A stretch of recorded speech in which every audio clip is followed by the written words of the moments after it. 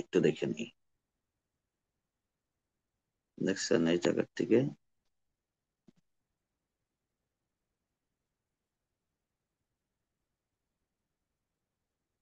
এই শিরোনামটা আর কি এটা এখানে নাই। আছে, মানে এটা ইয়ে হয় না, এটা আছে, আমি দেখলাম যে আবার ওই অফিসটায় আসেন, পিডিএফ শিরোনামটা নাই আর কি, তাই না? শিরোনামটা পাওয়া নাম যাচ্ছে না। ছাড়া নিচে দিয়ে আছে, জি জি, ওই যে কুলতু, কুলতু আলিল হুম হাকিমি দিয়ে এখান থেকে আছে। মানে শিরোনাম নাই, বাকি এখানে আর কি শিরোনাম ছাড়া আছে।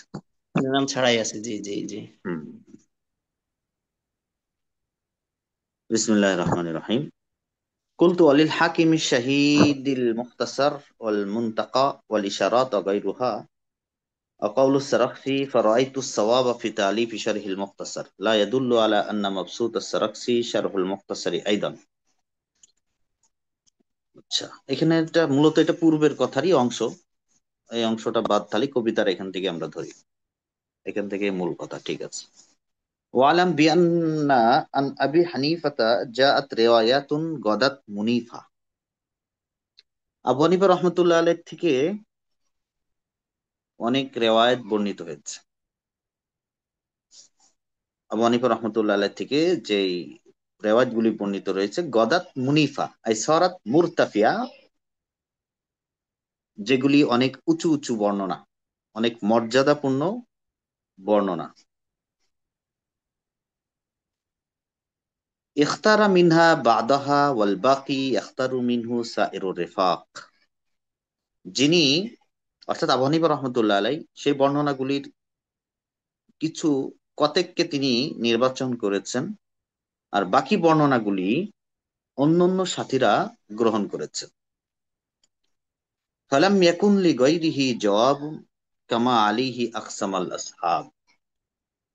তো আবু হানিফা রহমতুল্লাহ আলাই যেটি নিজে এখতিয়ার করেছেন, নির্বাচন করেছেন, সেটির ব্যাপারে অন্যদের কোনো জবাব ছিল না। যেমন এই বিষয়ে তার অন্যান্য সাথীরা হলফ করে বলেছেন যে এর উপরে আর কোনো যুক্তি বা এর কোনো প্রমাণ, আবু হানিফা রহমতুল্লাহ আলাইহ যেটিকে নির্বাচন করেছেন এর উপরেও কোনো প্রমাণ বা যুক্তি কারোর কাছে ছিল না। এটি খুব হলফ করে, মানে তারা আজম বিল জজমের সাথে এই বক্তব্যগুলি তারা পেশ করেছেন। কি বুঝাতে চাইলেন, ব্যাখ্যা করছেন। ইয়ালাম বিয়ান্নাল মানকুলা আন আম্মাতিল উলামা ফি কুতুবিল উসুল। অধিকাংশ ওলামাই কেরাম থেকে বর্ণিত আছে উসুলের কিতাবের ভিতরে, আন্নাহু লা ইয়াসিহু ফি মাসআলাতিন লিমুজতাহিদিন কাওলান। এখানে একটা খুব জটিল একটা বিষয় অবতারণা করা হয়েছে। কোনো একটা মাসালা, একটা মাসালের ব্যাপারে, কোনো একটা মাসালার ব্যাপারে একজন মুস্তাহিদের কি একাধিক বক্তব্য থাকা কি সমীচীন, মানে যেটা সম্ভব কিনা, মূলত এই বিষয়ের উপরে এখানে এই তিন লাইন কবিতার ভিতরে এই বক্তব্যটি এখানে স্পষ্ট করা হয়েছে। একই মাসলার ভিতরে একজন মুস্তাহিদের একাধিক বক্তব্য থাকা সমীচীন কিনা, থাকা সম্ভব কিনা, মূলত সেই বিষয়ের উপরে এখানে আলোচনাটি। তো সেখানে যে বিষয়টি উল্লেখ হলো যে অধিকাংশ ওলামাই কেরাম থেকে উসুলুল কিতাবের ভিতর এই কথা বর্ণিত আছে যে লা ইয়াসিহু ফি মাসআলাতিন, একটি মাসলার ভিতরে একজন মুস্তাহিদের একাধিক বক্তব্য থাকা সমীচীন নয়, সহিহ নয়। কেন? এখানে তানাকুজ লাজেম আসে, মানে বৈপরীত্য লাজেম আসে। একই বিষয়ে দুই রকম বক্তব্য কেন থাকবে? তাতে করে একই সময়ে দুইটা বক্তব্য, মানে তার ভিতরে বৈপরীত্য দেখা যায়। কারণ কি? এটা সম্ভব নয় কেন? এখানে যেটা বলছে, পুরা কথা না শুনলে, পুরা বক্তব্য না পড়লে বিষয়টা ক্লিয়ার হবে না মাসলা। এখন এই জন্য যে যদি দুইটা বক্তব্য সামনে চলে আসে, কথার কথা মনে করেন, আমরা কিতাবের ভিতর কিন্তু ফিকহার কিতাবের ভিতরে একাধিক জায়গায় বারবার এই কথা পড়ি যে অলি আবি হানিফা রহমতুল্লাহ আলাই, অলি মোহাম্মদ রহমতুল্লাহ আলাই ফিহি কওলান। তারপরে কোথাও কোথাও এমন বক্তব্য আছে যে আহ, এই বক্তব্যটি হলো মোহাম্মদ রহমতুল্লাহ আলাই, বাবু হানিফা রহমতুল্লাহ আলাইর শেষ শেষ বক্তব্য। অথবা কোথাও কোথাও আছে আলা কৌলিহিল আউয়াল, তার প্রথম কথা অনুযায়ী, আলা কৌলিহিল আখির, তার শেষ কথা অনুযায়ী। এমন বক্তব্য তো আমরা অহরহর ফিকহের কিতাবে পড়ে থাকি। তাহলে সেখানে তো একই মুস্তাহিদের একাধিক বক্তব্য প্রমাণিত হয়। তো এখানে যে কথাটি বলা হলো যে শুদ্ধ নয়, কারণ বৈপরীত্য লাজেম আসে, আসলেই তো বৈপরীত্য লাজেম আসে। তো এখন কি করণীয়? তো বলছে ফাইন উরিফাল মুতাআখার মিনহুমা, দুইটি বক্তব্য কেন থাকবে, দুইটি বক্তব্য সামনে আসার পরে যদি আমরা জানতে পারি এর ভিতরে কোনটি আগের বক্তব্য আর কোনটি পরের বক্তব্য, তাহলে তো মাসলা ক্লিয়ার হয়ে গেল। মুস্তাহিদের পরের বক্তব্যের উপরেই ফতোয়া, তিনি তার অভিমত, এটি বুঝে নিতে হবে। ফাইন উরিফাল মুতাআখার মিনহুমা, যদি শেষ বক্তব্যটি জানা যায়, তাহলে তাআইয়ানা কাউনু যালিকা রুজুআন, তাহলে এই শেষ বক্তব্যটি ধরে নিতে হবে যে প্রথম বক্তব্য থেকে তিনি রুজু করেছেন, ফিরে এসে দ্বিতীয়বার এই বক্তব্য দিয়েছেন। আর যখন রুজুই করেন একজন মুস্তাহিদ, তখন তার পূর্বের বক্তব্য তো বিবেচনায় আসে না, ওটি তো বাদ, সেটা তো তার তখন কওলই থাকে না। যেহেতু তিনি রুজুই করছেন মানে ওইটা বাদ দিয়ে দিচ্ছেন তিনি, এখন যে বক্তব্য দিচ্ছেন এটাই তার ধর্তব্য হওয়ার কথা। তো সেই হিসাবে অধিকাংশ ওলামায়ে কেরাম এই কথাই বলেছেন যে একই সময়ে একজন মুস্তাহিদের একই মাসলার ভিতরে একাধিক বক্তব্য, এটি সমীচীন নয়, এটা থাকা উচিত নয়। ওয়াইল্লা, তো এখানে এর সমাধানে বলা হলো যদি তারিখ জানা যায় কোনটি আগের এবং কোনটি পরের, তো সেক্ষেত্রে তো এই মুআমালা করতে হবে। আর যদি তারিখ জানতে না পারি, ফিকহার কিতাবে আছে কিন্তু আমরা জানি না কোনটি আগের বক্তব্য কোনটি পরের বক্তব্য, সেক্ষেত্রে আমরা কি করব? ওয়াইল্লা ওয়াজাবা তারজিহুল মুজতাহিদি বাদাহু বিশাহাদাতি কলবিহি কামা ফি বাদি কুতুবিল হানাফিয়াতিল মাশহুরা। তাহলে সেই ক্ষেত্রে এখানে সংক্ষেপে যদি বলা হয়েছে, এখানে দুইটা সুরত। তারিখ যদি জানা না যায় তাহলে মুস্তাহিদের জন্য একটা সুরত, আর যারা মুস্তাহিদ নন, যারা মুস্তাহিদ এর দরজায় পৌঁছাননি, যারা মুস্তাহিদ হতে পারেননি, তাদের জন্য ভিন্ন মাসালা। মুস্তাহিদের জন্য করণীয়, পরবর্তী যাদের মুস্তাহিদের তো আবার অনেকগুলি লেভেল আছে, 7টা লেভেল আছে, মানে ওই পর্যায়ের মুস্তাহিদ ফি শারআ না হতে পারলেও যারা নিম্নের মানে তারজি দেওয়ার যোগ্যতা রাখেন এমন মুস্তাহিদ, তো সেক্ষেত্রে আহ যদি এমন হয়, তো সেক্ষেত্রে কি করবে? বলে ওয়াইল্লা ওয়াজাবা তারজিহুল মুস্তাহিদি বাদাহু বিশাহাদাতি কলবি। শাহাদাতে কলব মানে অন্তর সাক্ষী দিচ্ছে, অন্তরে সাক্ষী দিচ্ছে যেই কথাটার উপরে তার জন্মে গালেব, মানে অন্তর তাকে সাক্ষী দিচ্ছে তার এই কথাটাই মনে হয় শক্তিশালী, তো সেটাকে সে ধারণ করবে। বুঝা গেল কথা?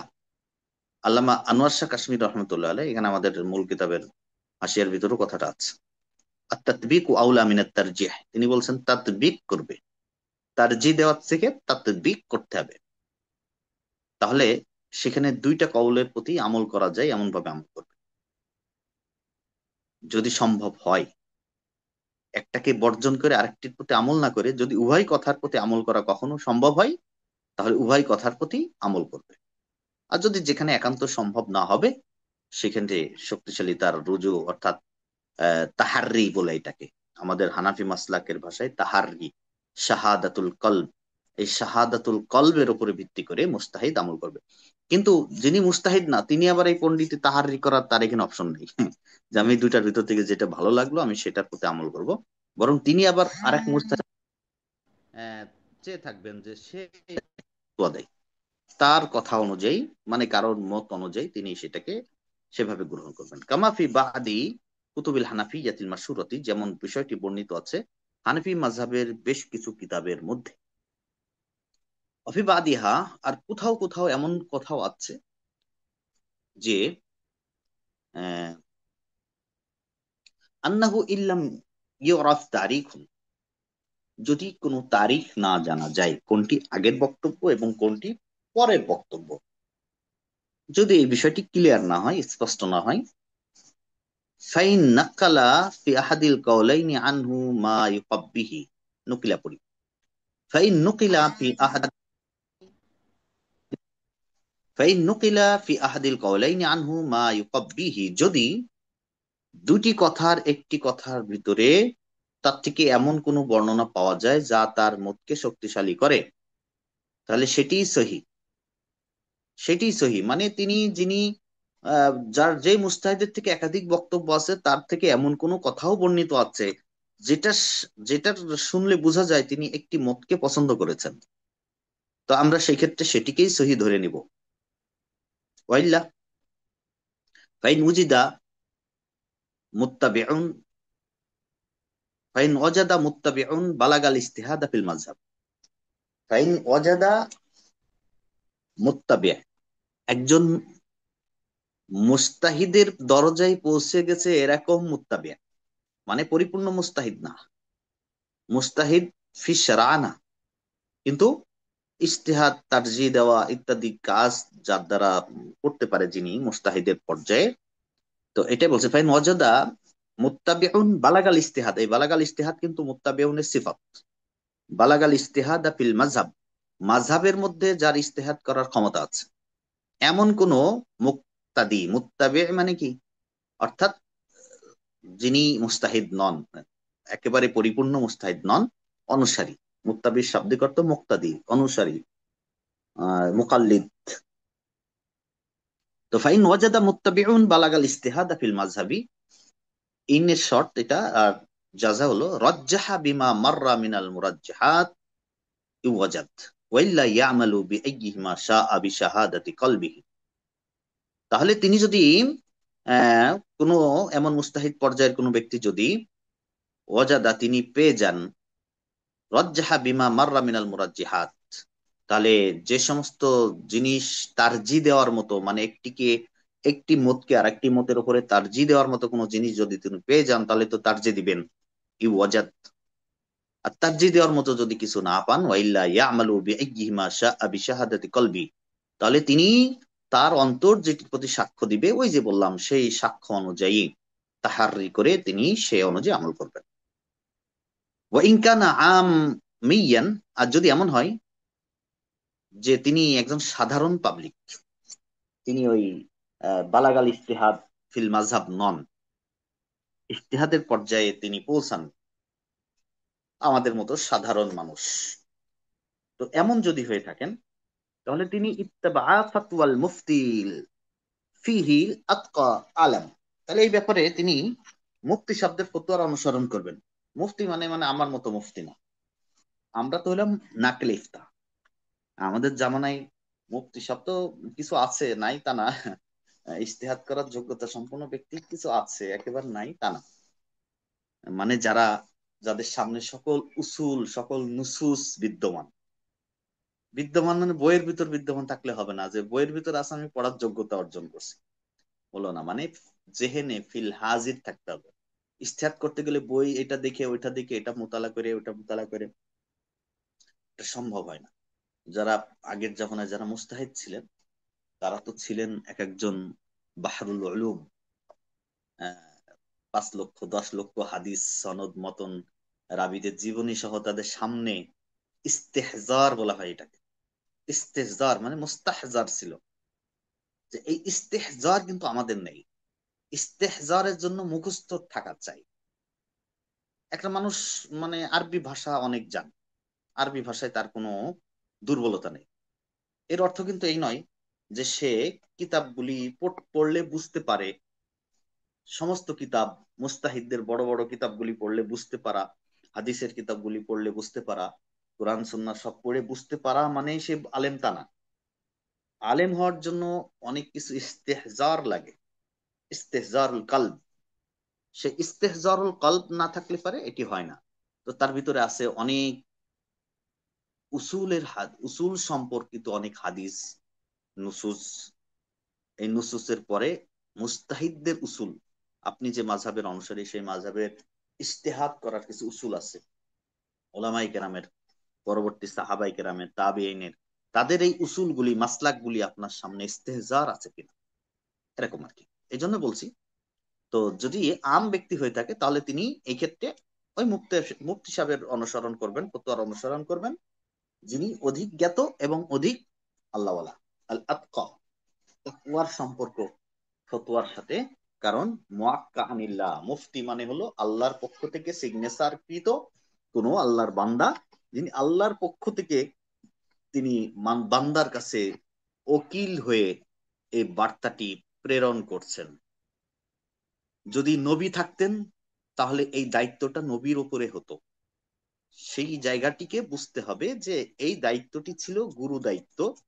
এখন নবী দুনিয়াতে আসবেন না, তো ওলামায়ে কেরাম ওয়ারাসাতুল আম্বিয়া হিসাবে সেই স্থলাভিষিক্ত হয়ে সেই ফতোয়াটি তিনি দান করছেন। এমন তাকওয়া সম্পন্ন এবং আহ নুসুস সম্পর্কে জ্ঞাত মুস্তাহিদের অনুসরণ করবেন।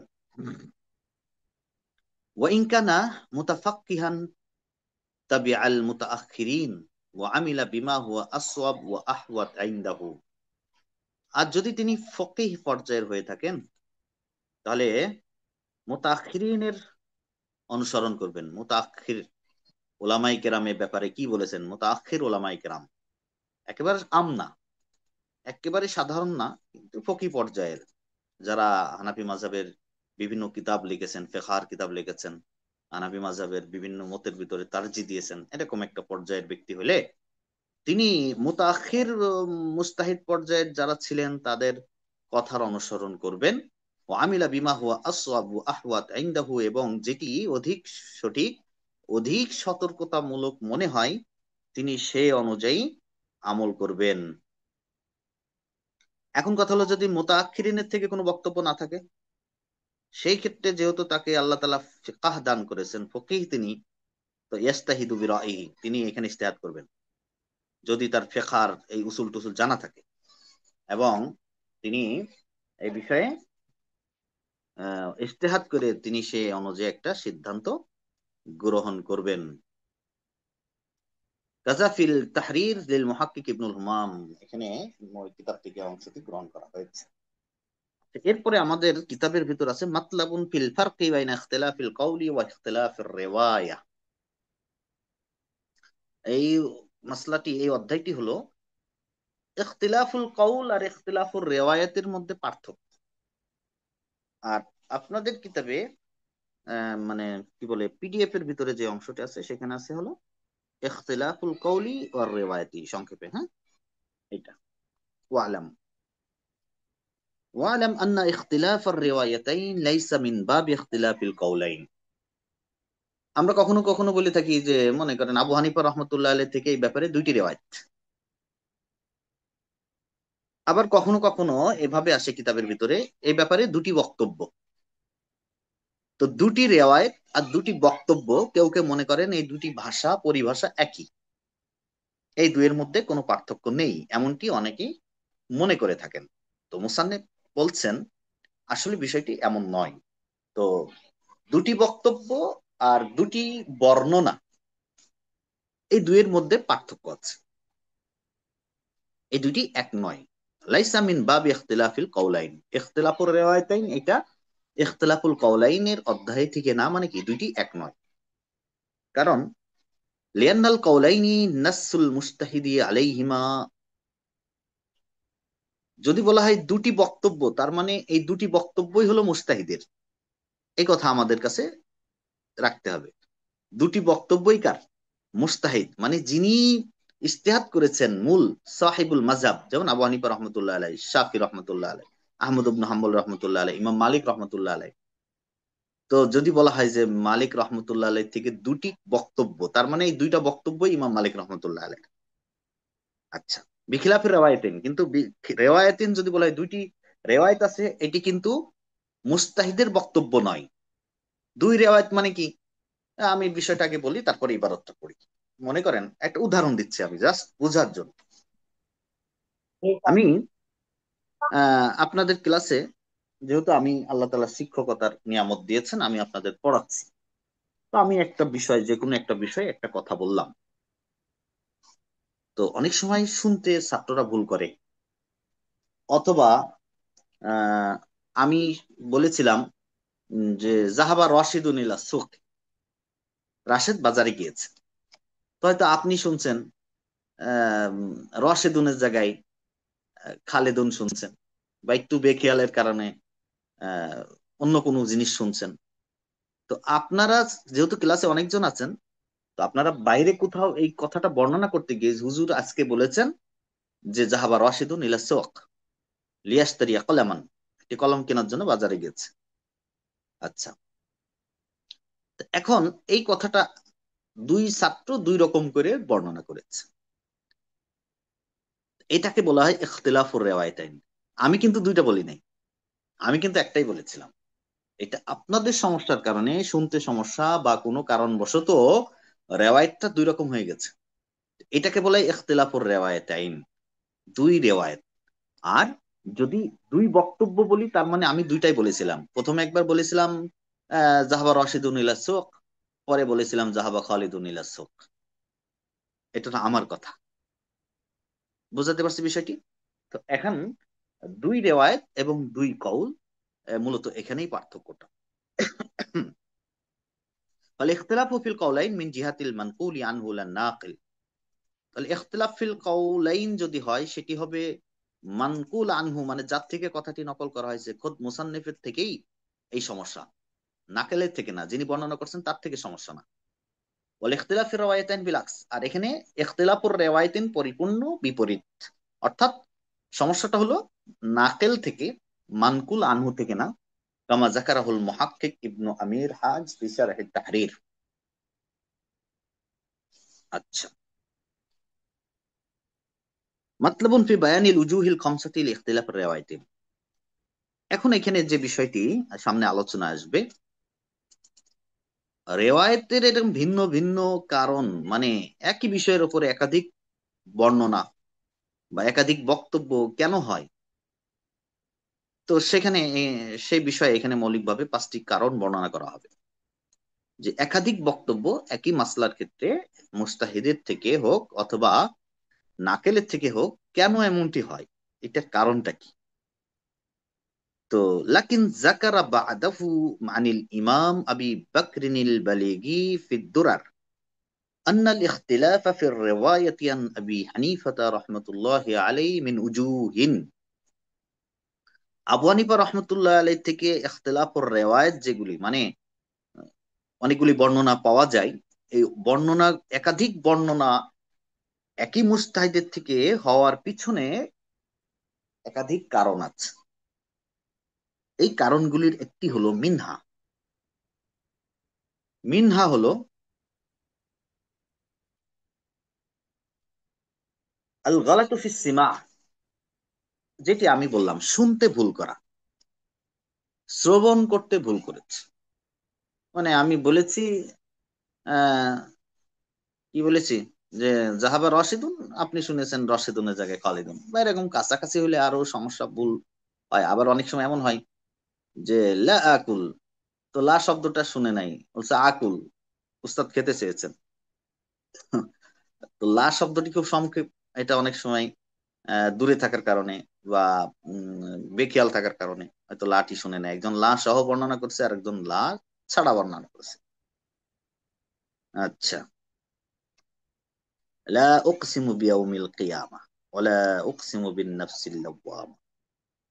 তো এখানে লাটি জায়েদ, লা এর কোনো অর্থ আছে? নেই। কোরআন শরীফের ভিতরেও কিছু জায়গায় যেখানে এই কি বলে, এটা ইখতিলাফুর রেওয়ায়েত, ভিন্ন কেরাত, ভিন্ন কেরাতে অন্যভাবে পড়া হয়। যেখানে আমাদের আমরা যে কেরাতে পড়ি সেখানে যে শব্দটি নাই, বা যে শব্দ সেখানে এভাবে নাই, অন্য জায়গায় ভিন্ন রকম ভাবে আছে। তো সেখানে কারণ অবশ্যই ভিন্ন, কিন্তু ইজতেহাদ, হাদিসের ক্ষেত্রে আবার কারণ ভিন্ন। তো এক নম্বর হলো আল গলাত ফিসিমা। গলাত ফিসিমা বলতে ছাত্র শুনতে ভুল করেছে। কাই ইউজিবা বিহারফিন নাফি ইজা সুইলান হাদিসা। যেমন কোনো একটি মাসলা সম্পর্কে মুস্তাহিদকে জিজ্ঞাসা করা হলে তিনি হারফুন নফি যোগে উত্তর দিলেন লা ইয়াজুজ, তিনি বললেন না, এমনটি জায়েজ নাই। ওয়া ইয়াকুল লা ইয়াজুজ, জায়েজ নাই। ফায়াস্তাবিহু আল রাবি ফায়ানকুলু মা সামিআ, তখন রাবির কাছে বিষয়টি ইস্তিবা হলো, তার কাছে বিষয়টি খলত মলত হয়ে গেল। তিনি যেমনটি শুনলেন রাবি সে অনুযায়ী বর্ণনা করলেন, অর্থাৎ কেউ লা ইয়াজুজ বললেন আর কেউ বললেন ইয়াজুজ, কেউ শুনলেন লা ইয়াজুজ, কেউ শুনলেন ইয়াজুজ। তো এখানে মূলত মুস্তাহিদ যিনি সাহেবুল মাযহাব তিনি কিন্তু একটিই বলেছিলেন, কিন্তু শ্রোতা শুনতে ভুল করেছে। আচ্ছা, এই ছিল একটি কারণ।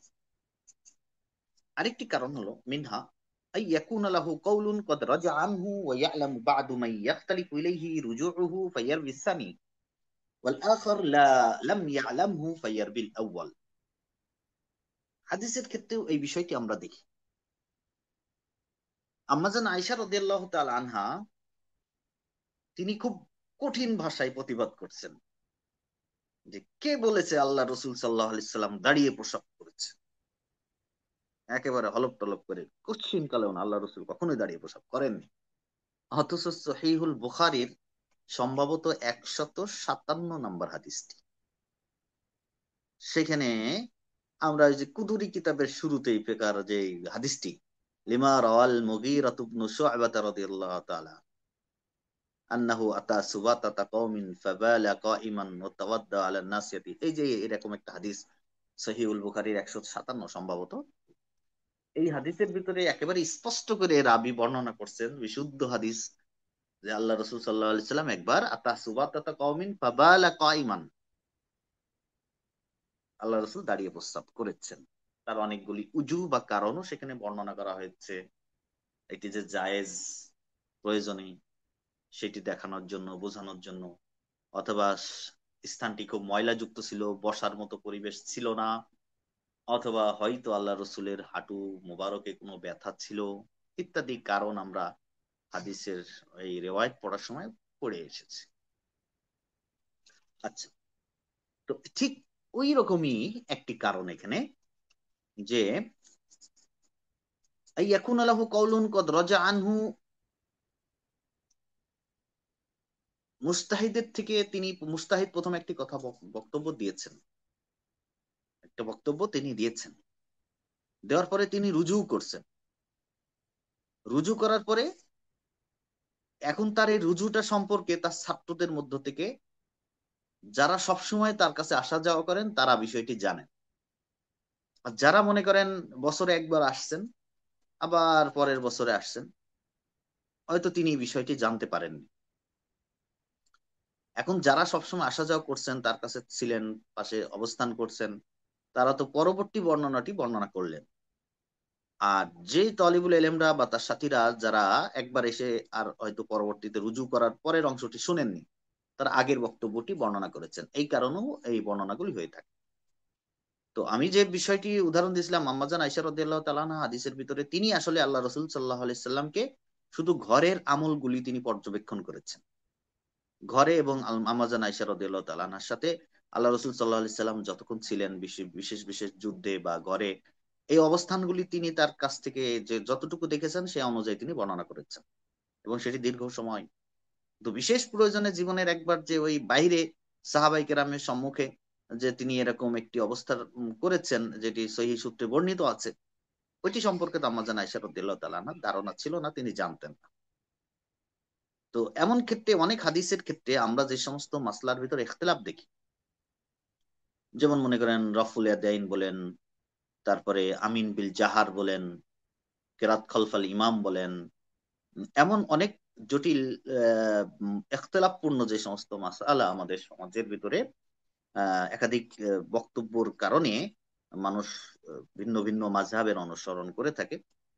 তো এই বক্তব্যগুলির অনেকগুলি এমন, যেখানে যারা সব সময় যে সমস্ত সাহাবায়ে কেরাম আল্লাহ রসুলের খুব কাছাকাছি অবস্থান করছেন, দেখা গেল তাদের থেকে একরকম বর্ণনা এসেছে, আবার কিছুটা আননোন, মানে যে সমস্ত সাহাবী থেকে ওরকম বেশি রেওয়ায়েত আসে নাই, খুব বেশি প্রসিদ্ধ ইজতিহাদের ক্ষেত্রে এমন নয়, বা মানে সাহাবাই কেরামের যে তবকা, তবকার দিক থেকে হিসাব করলে পারে আহ, যে সেরকম উল্লেখযোগ্য নয়, তো এরকম সাহাবীর থেকেও আহ, কিছু বর্ণনা এসেছে। তো এই সমস্ত ক্ষেত্রে ওলামায়ে কেরাম এই কারণগুলি এখানেও দর্শিয়েছেন, যে ইখতিলাফ হওয়ার পিছনে এমন কারণ, হয়তো ইসলামের প্রথম যুগে এমন আমল ছিল, কিন্তু পরবর্তীতে আল্লাহ রসুল সাল্লাহ আলি সাল্লাম সেই আমলের পরিবর্তন এনেছেন। এরপরে তিনি ভিন্ন আমল করেছেন। তো ভিন্ন আমলের কথাটি যারা জানেন তারা সে অনুযায়ী আমল করেছেন। আগে যিনি শুনে চলে গেছেন, কারণ অনেক সাহাবী কিন্তু ওই মাসে একবার আসতেন আল্লাহ রসুলের কাছে, দূর দূরান্তে বাসা ছিল, সবসময় আসা সম্ভব হতো না। আবার কিছু সাহাবী ছিলেন যে সবসময় থাকতেন। হযরত ওমর রাদিয়াল্লাহু তাআলা আনহু একবার মসজিদ থেকে দূরে বাসা নিলেন।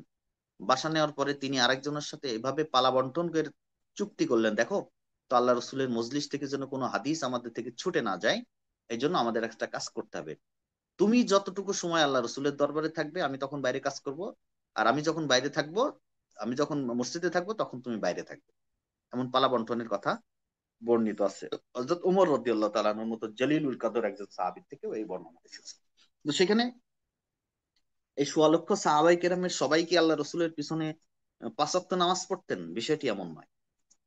সবাই পাঁচ ওয়াক্ত নামাজের মুসল্লি ছিলেন না। আর আল্লাহ রসুলের বক্তব্য সময় কখন ছিল? অধিকাংশ বয়ান তিনি স্বাভাবিকভাবে, তার জীবনী থেকে আমরা যেটি পাই, স্বাভাবিকভাবে তিনি জোহরের পরে বয়ান করতেন। জোহরের নামাজ পড়ে সবাই যেদিন মনে চেত আল্লাহ রসুল চাইতেন আজকে আলোচনা করবেন, তো সবাই মেম্বারের কাছে জমে জমে বসতো, আল্লাহ রসুল সাল্লাহ আলি সাল্লাম তখন ভাষণ দিতেন, তাদের উদ্দেশ্যে ওয়াজ নসিহত পেশ করতেন। বা যখন কোনো নামাজের সময় একটা বিষয় সামনে এসেছে তখন তিনি দাঁড়িয়ে যেতেন। তো বিষয়টা এরকম ছিল। তো ওই সময় সবাই উপস্থিত ছিল, বিষয়টি এমন নয়।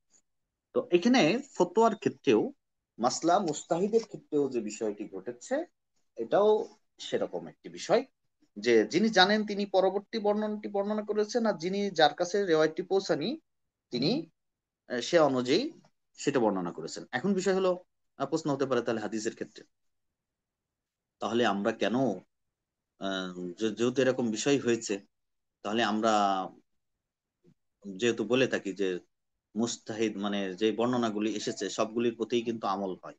তো এখন যার কাছে, এখন মুস্তাহিদ যারা আছে তারা যেটিকে শক্তিশালী মনে করছেন, কিন্তু ইজতিহাদ করেই ওই মাসলাটি দিয়েছেন যে আমিন জোরে বলতে হবে, জোরে বলা মুস্তাহাব।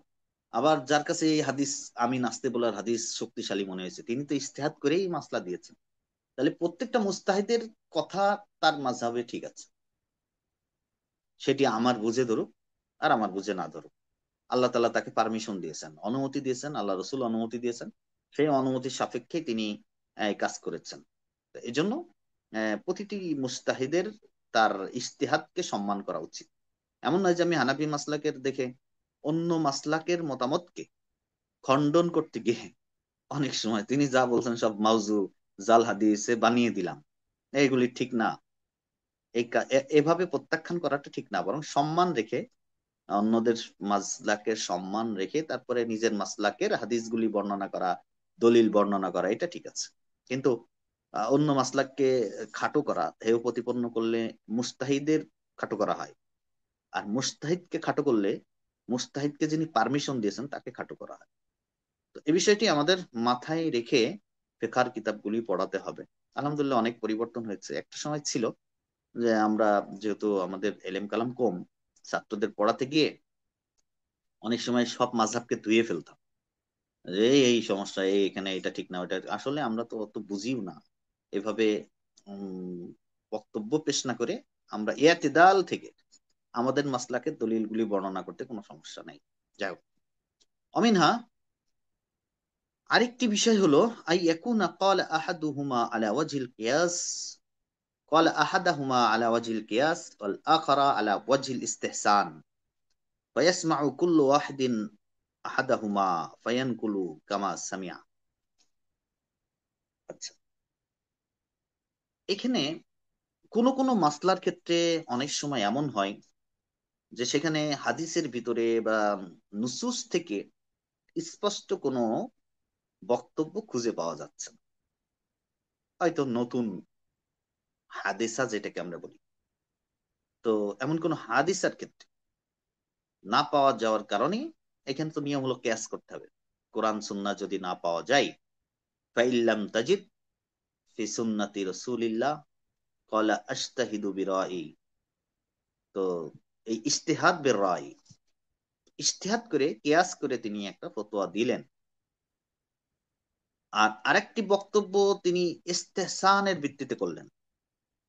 ইস্তেসান মানে হয়তো কোনো সাহাবীর কওল খবরে ওয়াহিদ আছে, বা এখানে কোনো একটা বর্ণনা আছে যেটি দুর্বল, শক্তিশালী নয়। তো এমন একটি একক সাহাবীর কোনো বক্তব্য ইত্যাদি দিকে তাকিয়ে আরেকটি ফতোয়া প্রদান করলেন। তো এই জন্য কখনো কখনো দুইটি বর্ণনা হয়, ফায়াসমাউ কুল্লু ওয়াহিদিন আহাদাহুমা ফায়ানকুলু কামা সামিয়া। তো মুস্তাহিদি তিনি দুই রকম বলেছেন, এখানে যেটা ইখতিলাফুল কাউলাইন, হ্যাঁ, তো দুই রকম বলেছেন। তো এখানে তিনি দুইবার দুই মজলিসে দুইটা বলেছেন। একটা বলেছেন হলো আলাওয়াজিল ইস্তেসান, আর একটি বলেছেন আলাওয়াজিল কিয়াস। আর এই দুই বক্তব্য দুই মজলিসে হওয়ার কারণে দুইজন দুইভাবে শুনেছে, সেভাবে বর্ণনা করেছে। অমিনা, আরেকটি কারণ এমন, আইয়াকুনাল জওয়াবু ফি মাসআলাতিন মিন ওয়াজহাইন, মিন জিহাতিল হুকম ওয়া মিন জিহাতিল ইহতিয়াত ফায়ানকুলু কুল্লুন কামা সামিয়া। আচ্ছা, আরেকটি বিষয় দেখেন, কখনো কখনো কোনো মাসালার ক্ষেত্রে জবাব কিন্তু দুই রকম হয়। জবাব দুই রকম হয়। দুই রকম জবাব হয় হলো, একটি হলো আমরা বলি একটি হলো ফতোয়া, আর একটা হলো তাকওয়া। তো একটি হলো হুকুম, আর একটি হলো ইহতিয়াত, সতর্কতা। তো আমরা কিতাবের ভিতরেও কিন্তু এরকম জায়গায় জায়গায় এমন ইবারত আছে, ওয়াল আহওয়াত, এখানে অধিক সতর্কতা হলো এমন। তো বিষয়টা হলো, মনে করেন কোনো একটা মাসালা, যেমন যেখানে এতটুকু আসছে, এই বর্তমান সময় দেখবেন আমরুদ, আমরুদ বুঝেন? আমরুদ মানে হলো শস্ত্রবিহীন বালক, সুন্দর বালক।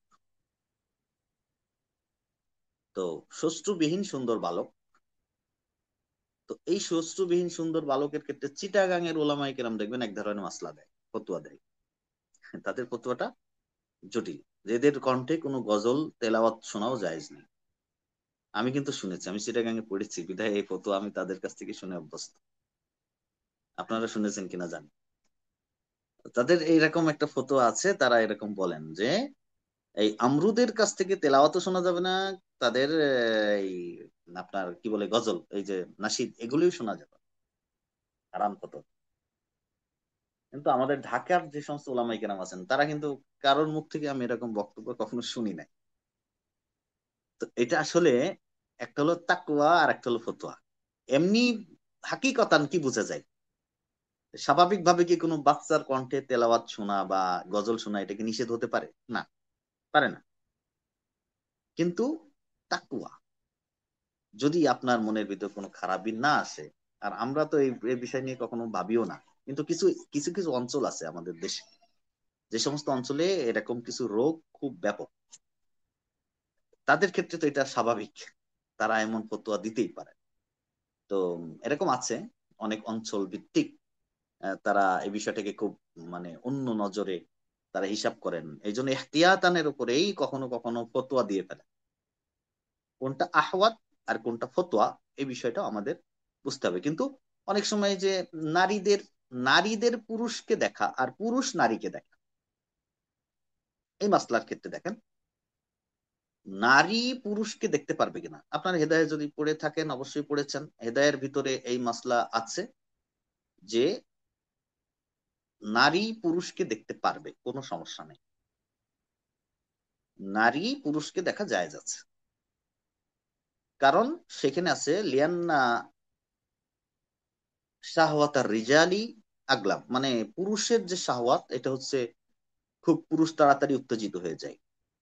তো নজরের কারণে পুরুষ উত্তেজিত হতে পারে, কিন্তু নারীদের এমন না। নারীরা পুরুষ দেখেই উত্তেজিত হতে পারে না, নারীরা শুধু দেখার কারণে উত্তেজিত হয় না, তাদের শাহওয়াতটি হলো এমন আগলাব নয়, তাদেরটা ধীরে ধীরে হয়।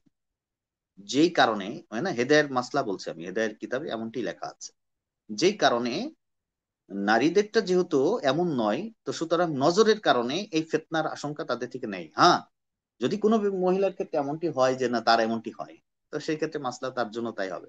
তাহলে পুরুষ নারীর দিকে তাকাতে পারবে না কেন? কারণ পুরুষের এমনটি হয়, পুরুষ নারীর দিকে তাকালে শুধু দর্শনের কারণেই তার ভিতর তোলপাড় হতে পারে, তার মনোভাবের ভিতরে চেঞ্জ আসতে পারে, অর্থাৎ যেটিকে আমরা শাহওয়াত বলি, এটি আসতে পারে, শুধু নজর। এই জন্য পুরুষের দেখা নিষেধ।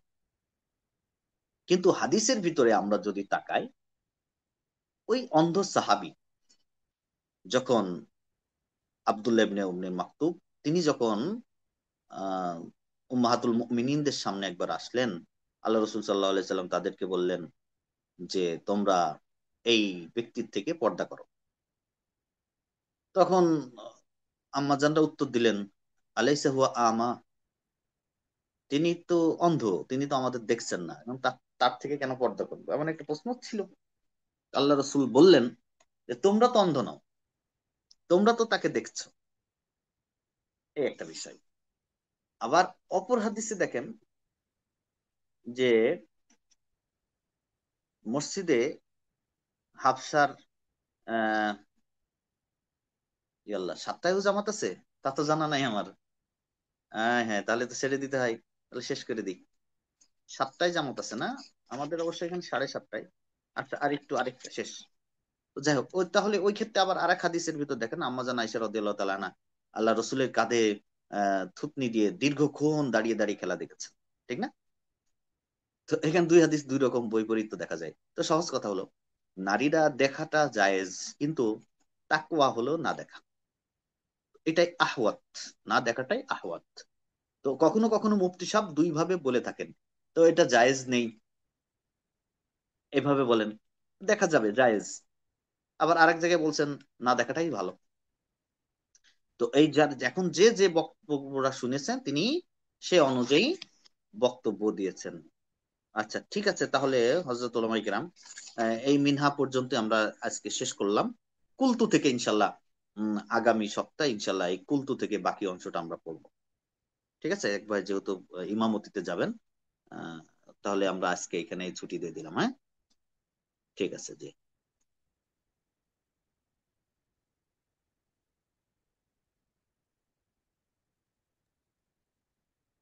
যারা আছেন তাদের কারোর কোনো বক্তব্য?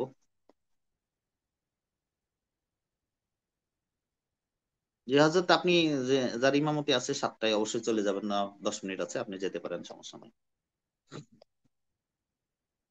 অনেকেই চলে গেছে। ঠিক আছে, তাহলে আমরা আজকে এখানে শেষ করি। জি, আসসালামু আলাইকুম রহমতুল্লাহ।